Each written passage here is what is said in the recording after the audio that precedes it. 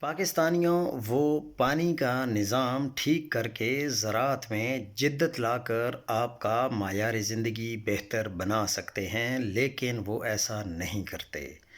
وہ ڈیم بنا کر نہروں پر ٹربائن لگا کر سستی بجلی پیدا کر کے آپ کو دے سکتے ہیں، لیکن وہ نہیں دیتے۔ وہ ایران سے سستا تیل اور گیس لے کر آپ کی مشکلات کم کر سکتے ہیں، لیکن وہ نہیں کرتے۔ وہ لا اینڈ آرڈر ٹھیک کر کے آپ کو پرسکون زندگی دے سکتے ہیں، لیکن وہ کر کے نہیں دیتے۔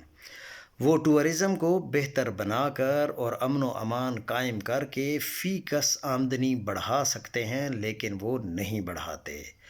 وہ بہتر اور معیاری نظام تعلیم لا کر قوم کا شمار مہذب قوموں میں کرا سکتے ہیں، لیکن وہ ایسا نہیں کرتے۔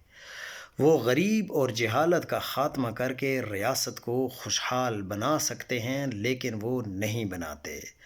وہ ایسا کیوں نہیں کرتے؟ وہ ایسا اس لیے نہیں کرتے کیونکہ یہ ان کا مقصد ہی نہیں ہے۔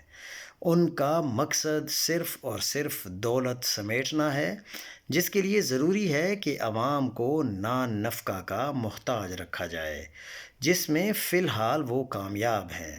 انہوں نے ہر قیمت پر تمہیں غلام ہی رکھنا ہے، اس طرح ہم سب قید میں ہیں۔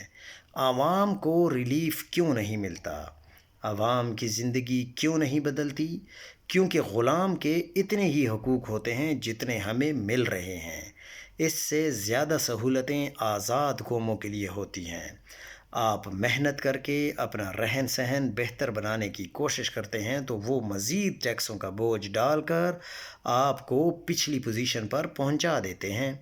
آپ مزید محنت کرتے ہیں، وہ مزید ٹیکس لگاتے ہیں۔ آپ کو وہ مصیبتوں سے نکلنے نہیں دیتے، بلکہ آئے روز مزید پریشانیاں آپ کی منتظر ہوتی ہیں۔ ان سب نکات کو آپ کسی سیاسی جماعت کا سپورٹر بن کر نہیں، بلکہ ایک پاکستانی بن کر سوچیں۔ آپ کو سب کچھ واضح نظر آئے گا، یہاں تک کہ غلامی کا وہ طوق بھی جو آپ کے گلے میں ہے مگر آپ کو نظر نہیں آتا۔